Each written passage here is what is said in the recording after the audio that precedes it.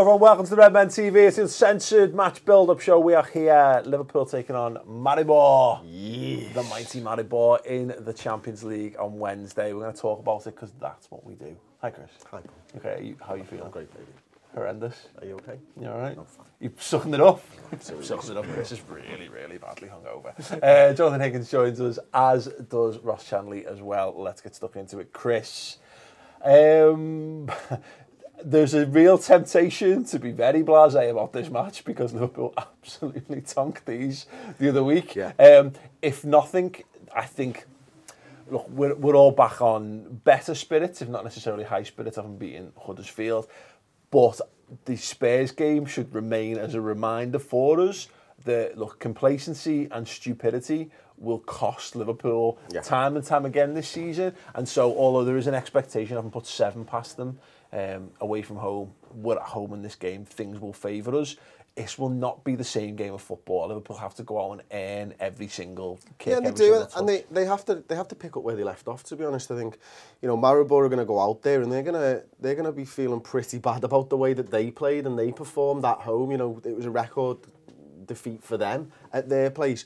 They'll be wanting to rectify that, and they know there's no pressure on them going into this game, and all the pressure's on Liverpool. Liverpool needed 6 points from the 2 games against Maribor.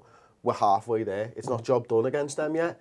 This could be the last time. This will be the last time that we play them this season. Let's go and make it another 3 points in this Champions League group and go out there and, as you say, fight for that right to get further on into this competition. No, I'm not going to say it. I'm not. You can say it all you want. I knew you were going to say that. As soon as I started saying it, I was thinking he just won't leave this alone. Can't help it. Like, You want to finish it? What can I say? I'm a big fan of your real communication. This is the point. This is not a knockout game. This is a group game. You know, the result is absolutely irrelevant that we got the other week, Jonathan. It's about going out and putting them to the sword again. Those doubts will still linger over Liverpool because the group is so tight, because of the way results went last time out. If we're top of the group now, we need to make sure that we put down a mark and say, no, we're top of the group because we deserve to be top of the group. I'm not saying go out and put 7. By all means, put 9 if you want to go and break another record, do whatever. But, you know, what Liverpool need to do now is enter a period where Huddersfield there was a line drawn after Spurs. There was the Huddersfield game. There's West Ham on the horizon. Go out and just get into the swing of winning football matches consistently. Yeah, and there's a real danger, like the 7-0 kind of distorted a lot of things. So we just need to, I'm a very optimistic guy, but we do need to just err on the side of caution here. They will be a difficult team to set up again on Wednesday night. We have to go into that same intensity that we showed in the second half of the Huddersfield game. Otherwise, we're going to be in trouble again. And the last thing you want is us chasing a goal coming towards the end of the game. Like, you rewind back, we look to the 2 Maribor games, and these are 2 must win. And it's still must win. Like, as you said, that game is irrelevant now. If anything, it's the worst thing that could have happened to us in a kind of weird type of way, because now the whole expectation is on us. You know, we'll go out and batter them. They have proved over the last couple of years in European football that they can be difficult to deal with. Now, I know there weren't much over there, but we do need to just like, if we start, it's a sort of game where if we start aggressively, we control it, we can make the subs earlier, and we can look at West Ham then at the weekend. It's just about getting that over the line early, and, you know, the old cliche, an early goal here is really, really key. Yeah, that's the point, isn't it, Ross? Is that Liverpool didn't just rock up and get gifted 7 goals. Maribor are not shit. You know, there's a reason no one's done that to Maribor before. It's a reason why there was a record that broke. You know, no one English team had beaten them, I think, on their ground prior to that point as well. It'd be very tempting to be like, these are terrible, you just need to turn up and play. No, Liverpool made 7-0 happen because they were, first and foremost, the most intense team. They were the team that was the most passionate, the team that wanted it the most, and then their skill shone through on top of putting in that work rate. The first half against Huddersfield is what we want to be wary of to some extent. Is there needs to be bravery from this team. There needs to be a massive set of bollocks on these players to just go out and get the job done. Yeah, I think they need to approach it with the same as the away fixture. To be honest, it was that intent and aggression and the mentality of all the players just to go out and go, we're having this, but then to continue, because we said afterwards, you know, you could have stopped at 3-0 and took your foot off the gas, but carry on going. And it's such a big game because it's obviously a must win, and we beat them 7-0, but it's for the group to make it not easier, but to take the pressure off the Sevilla and the Spartak game. You need 3 points in this game. That's why it's so important. I'd stick with a strong side and probably approach it. That's the big question, that, isn't it? Because there will be a temptation, and just from having a little glance, I think, because we've done our preferred 11s, and we'll come on to them in a moment, there's a little temptation, I think, there to be like, treat this almost like a league cup, because you know what you're getting against them, you know they're not great kind of thing. That will be tough to handle, because we should, Chris, go and treat this like it's the biggest game of the season.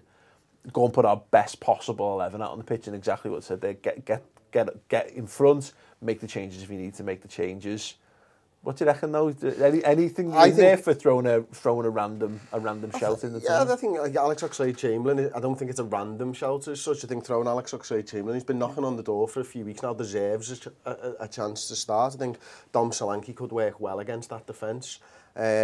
I think Klopp will take it very, very seriously because he'll know the magnitude of this game. I think us as fans would probably tend to go the other way as footy manager players. Oh, we beat these 7-0, just ring the changes in, we'll beat them again. Klopp's not stupid. Yeah. He'll put out the team that he thinks will deliver a win. My only concern on this is that, and we should be able to manage it, of course, but West Ham at the weekend is well more important. I want to sack Milic. Yeah. I want to get him sacked. I mean, I'm not asked about that, like I'm saying, but look, the league is where we need to put our primary focus in. If we can balance both, great. We should be able to balance both because we should be able to beat both the teams that are coming up against us this week.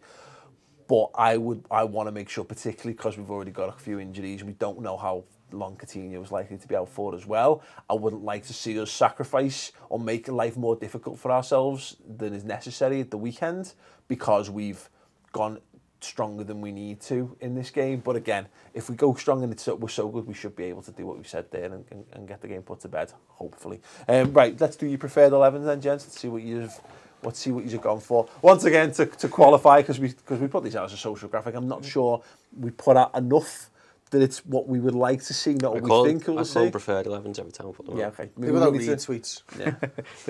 We just want something to give out about it. So when you went for preferred 11, you see, he's done us here, mate.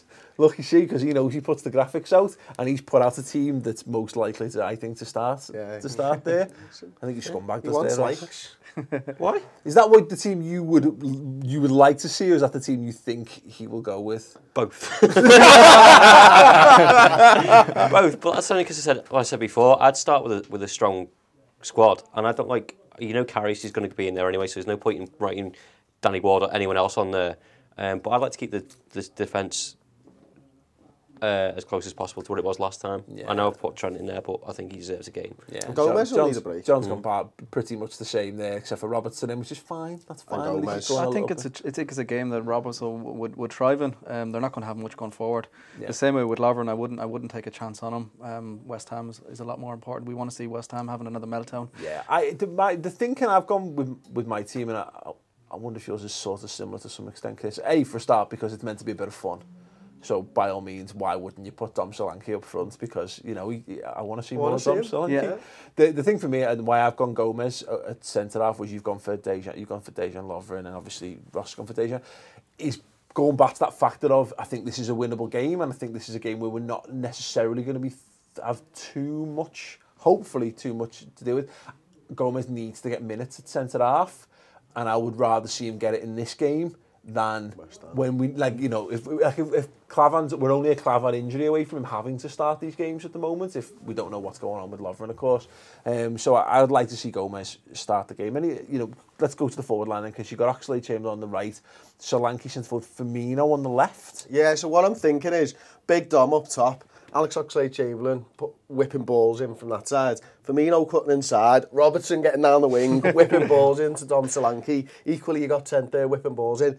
I'm very much tired about the whipping of the ball. I'm whipping the balls. Whipping balls left, right, and centre. That's what I want to see. I want to see Liverpool whipping balls in and scoring goals. Dominatrix. That's exactly what I want to see. Look, I think reasonable shots. I went for a similar thing. Here's the thing: I've gone for Oxlade-Chamberlain and Salah on the wings, flanking Solanke for a similar sort of reason. I want good players around them. I want him playing central. I want a good side around them, and I feel like Firmino could get a rest for this, because I don't think he gets enough rest from our team. I'm not sure that we will play Oxlade-Chamberlain and Salah in the same team, because at the minute there are two remaining fast guys, and I do wonder whether we'll see that and keep one of them in reserve just as a for a start, because it gives us something to change the game. I think Salah needs a bit of a break as well. You know, he's played a lot of football, seems Roberto Firmino, hasn't he? And you know, you got to keep Milner in the side for whipping them corners in as well, Paul. Well, you know, this is where we need to find out whether Milner, it was a total outlier, and whether it was just Huddersfield being terrible at defending corners, or whether Milner's become genuinely good at taking them. Let's be honest, until he's proven otherwise, it's definitely Huddersfield's fault, because like we all know. First man. Yeah. First man. Yeah, that means first man. They both do. Every hand signal that Liverpool do on the corner, first man, first man, first man. Absolutely, without a doubt. So I'm really looking forward to this one. We're doing a preferred penalty taker as well. Okay, there's a question. Who's Liverpool's penalty taker? Trent. Sad. You should be. You should be. Scouse. I'll go for Milner. Whipping ball. I would look Milner. If he's going to play, he should be our penalty taker, as far as I'm concerned. Now the question has been over. It was raised. I asked it on the review show about whether it's just to do with whether he's been on the pitch, was he on the pitch enough to be the regular penalty taker? Because surely your penalty taker should be a guy who's going to be there, which made sense last season because he played pretty much every game for us. Is there anyone else? You know, let's say Milner's in rotation. He's not. Bobby took a few, didn't he? I think he missed one. He missed the last one. I understood why Salah took the penalty at the weekend. I think Milner missed his last one. Firmino missed his last one, and Salah scored his last one, hadn't he? But I'm not 100% sure who should be. I'd say if Milner's not on the pitch, it probably is Firmino. I'd like to see Henderson take them. Yeah, it was interesting what Klopp said afterwards. He pretty much said he bigged up Sturridge taking them. That's assuming that he's on the pitch again. He's terrible at taking as well. I don't know why. I always remember that one in the derby where he's trying to take the hat-trick and he nearly takes the roof off the Kop.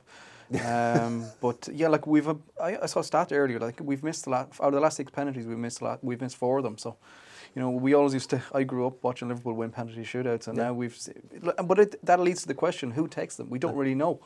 I don't know. It's weird, isn't it? Because Sturridge should be an amazing penalty taker, but he's not. Firmino should be an amazing penalty taker, but he's not. There's no reason why Milner's an amazing should be. You know what I mean? You would clutch, mate, isn't he? Yeah, he's just. God, I don't know what that means, but I'm going to nod anyway. So he's a small handbag. It's an American football thing. What's it mean? It just means he always gets them in the tough situations. He always scores them. Right? In the clutch. Yeah, cool. Getting good at changing gear. No, it's an American thing, isn't it? So I don't think they have clutches in their cars. They don't drive a stick. It's guys who are cool under pressure, guys who've been there and done that, you know, made of steel internally. We've too many players though that like miss a penalty and then that's their head gone. Yeah. Like Milner at Southampton, poor Bobby was in bits. It took him nearly a month to get back into form after missing that one against Sevilla. Yeah. Salah looked in bits.